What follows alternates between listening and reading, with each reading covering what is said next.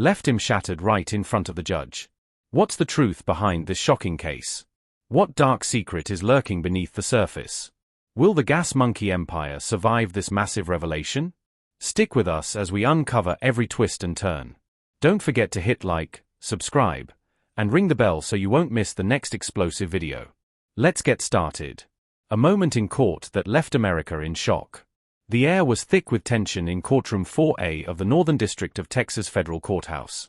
For hours, an eerie silence hung as Judge Alan R. Simmons sifted through her notes, preparing to announce the verdict.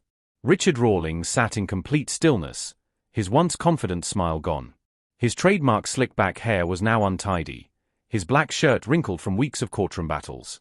When the judge finally spoke, her words broke the stillness with a chilling precision. The jury had found Richard Rawlings guilty on all counts, and the court handed down a 15-year federal sentence with no chance of parole for the first 10 years. When the court announced financial penalties and restitution demands totaling over $26 million, something inside the reality TV star seemed to break. His attorney, James Westfield, recalled hearing a strange mix of gasping breaths and moans before Rawlings suddenly collapsed forward. Courtroom sketch artist Moran Decker described the event as happening in the blink of an eye. One moment, Rawlings sat frozen like a statue, and the next he crumpled forward onto the table. The horrific sound of his face slamming into the surface and sliding to the floor sent the entire courtroom into a frenzy. Without hesitation, Westfield called for medical help as federal agents swiftly cleared the courtroom. Journalists who were present vividly described the scene, noting how Rawlings' ex-wife covered her mouth in disbelief. Dennis Collins, Rawlings' close friend for years, tried to rush forward, but security quickly stopped him. Emergency medical technicians worked frantically for nearly 7 minutes before Rawlings regained consciousness, disoriented and pale. Eventually, he was helped to his feet and escorted out of the courtroom, but not in the way anyone expected. Instead of being handcuffed, he was lying on a stretcher, an oxygen mask covering his famous face. Raymond Wilkins, a seasoned courthouse security officer with 27 years of experience handling federal cases, remarked, "Whether famous or not, when that sentence is handed down and you realize your life as you know it is over, something just breaks inside some people." This dramatic collapse marked the end of a gripping 3-week trial that had not only captivated the automotive world, but also stunned television audiences. For over a decade, viewers had welcomed Richard Rawlings into their homes. But now, they were faced with an unsettling truth about a man they had never truly known. The investigation into Richard Rawlings' business dealings started innocently in late 2023 when an IRS audit uncovered discrepancies in the finances of Gas Monkey Garage. These irregularities would unfold gradually throughout the investigation, slowly dismantling the empire Rawlings had spent years building piece by piece. What began as a routine tax investigation quickly spiraled into something much bigger when investigators uncovered anomalies that went beyond simple accounting mistakes. The first red flags were the usual signs we see with entertainment figures, explained Martina Suarez, a former IRS investigator. While she wasn't directly involved in the case, she kept a close professional eye on it. The odd debt forgiveness, the blending of personal and business expenses, and the presence of foreign accounts that didn't quite align all raised serious, undeniable suspicions. Then something even more disturbing came to light. Prosecutors labeled it a highly sophisticated scheme, one of the most intricate VIN, vehicle identification number, fraud operations ever uncovered in the automotive industry. Court documents revealed that Rawlings was accused of systematically altering VIN numbers on dozens of classic cars sold through Gas Monkey Garage and its affiliated businesses over the course of nearly 8 years.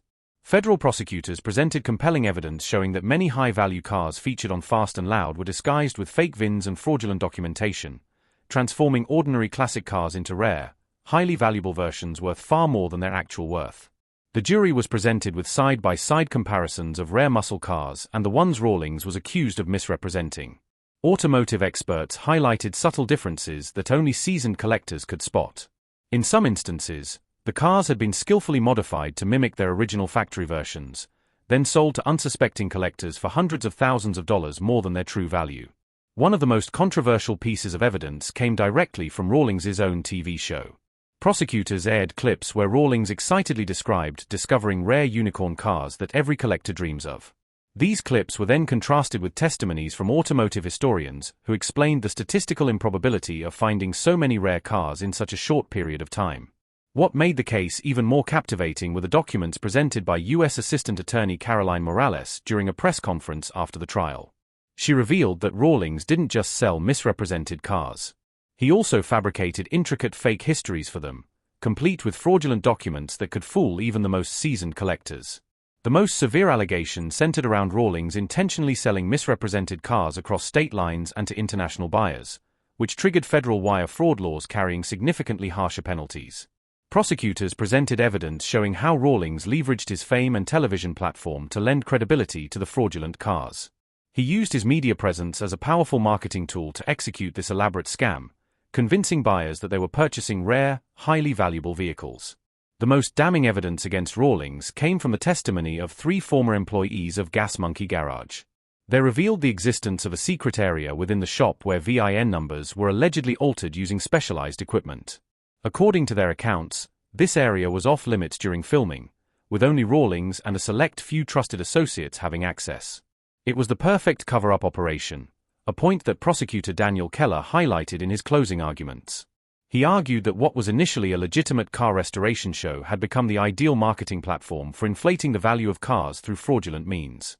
Rawlings's defense team tried to paint him as a passionate vintage car enthusiast who may have made errors in verifying cars, but never intended to deceive anyone. They argued that in the world of classic car appraisal, differing opinions on a car's authenticity are common and should not be criminalized.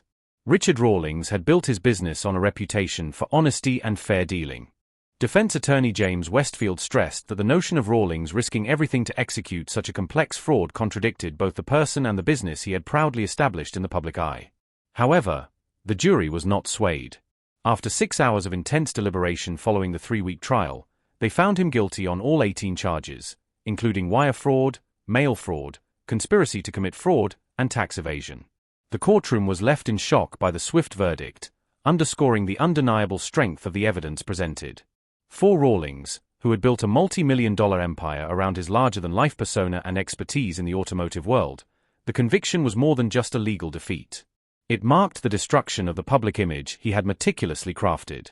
As prosecutors laid out their case, a disturbing picture emerged of a fraud operation that allegedly ran alongside the legitimate transactions of Gas Monkey Garage for years. Court documents revealed that the scheme centered on upgrading ordinary classic cars, transforming them into rare, highly valuable versions through a mix of skillful modifications and fraudulent documentation. In the world of car collecting, the vehicle's provenance is everything. A 1969 Dodge Charger, for example, might fetch $75,000 in its original form, but if reworked into a rare version with the iconic 426 Hemi engine, its value could soar to $300,000. Could Richard Rawlings escape the web of lies he's tangled in as the pieces slowly fall into place? The truth could leave everyone speechless. If this story has intrigued you, make sure to like and share this video so others can uncover it. 2. Drop a comment below to share your thoughts on this fraud case. And if you haven't subscribed yet, hit subscribe so you don't miss the next jaw-dropping story. Rawlings was accused of taking advantage of these significant value discrepancies by creating rare versions of cars that never actually existed. The genius of this scheme, if you can call it that, was that it tapped into Rawlings's legitimate expertise, explained automotive fraud investigator Marcus Reed. These weren't simple VIN swaps or glaring fakes. The modifications were intricate and expertly done, carried out by skilled mechanics who knew precisely which details had to be flawless to withstand the scrutiny of even the most seasoned experts. According to the evidence presented at trial, the operation followed a clear and consistent pattern. Rawlings or his associates would purchase popular classic cars, often in poor condition, to justify the need for restoration and modification. During the restoration process, the cars would be discreetly altered to match the specifications of rare versions, with trim components and identifying marks being changed or added to create the illusion of authenticity. Prosecutors contended that the heart of the scheme lay in the creation of seemingly legitimate documents to support the car's new identity. Expert witnesses testified that Rawlings had access to advanced printing equipment capable of replicating crucial documents like dealer invoices, factory certificates, and build sheets. This was far beyond simply altering a few numbers. Prosecutor Caroline Morales addressed the jury, saying, "This is manufacturing history." Rawlings essentially sold intricate fictional stories backed by physical evidence he forged to validate his narrative. The financial impact of this scheme was staggering. Financial assessments showed that the cars that had been upgraded in this manner were often sold for 300% to 500% more than their actual value. Over the course of 8 years, Rawlings and his associates built an extensive fraud network, raking in millions of dollars by artificially inflating the value of classic cars. Prosecutors claimed that this fraudulent scheme generated over $14 million in profits from around 40 cars. What ultimately unraveled the operation was Richard Rawlings's expanding ambition. As Gas Monkey Garage's reputation skyrocketed with the success of Fast and Loud, Rawlings began targeting cars of increasingly higher value. This drew the attention of knowledgeable collectors, and soon suspicions arose that couldn't be overlooked. The case began to unravel when a wealthy European collector purchased a rare 1967 Shelby GT500, allegedly featuring special factory modifications and a racing history, for $1.2 million. However, when the new owner attempted to insure the car for its full value, the insurance company's verification process revealed a heartbreaking truth. The car was actually a standard Mustang, expertly modified and worth only about $180,000. The collector testified via video link during the trial, expressing his shock at the discovery. "I trusted Richard Rawlings because of his reputation.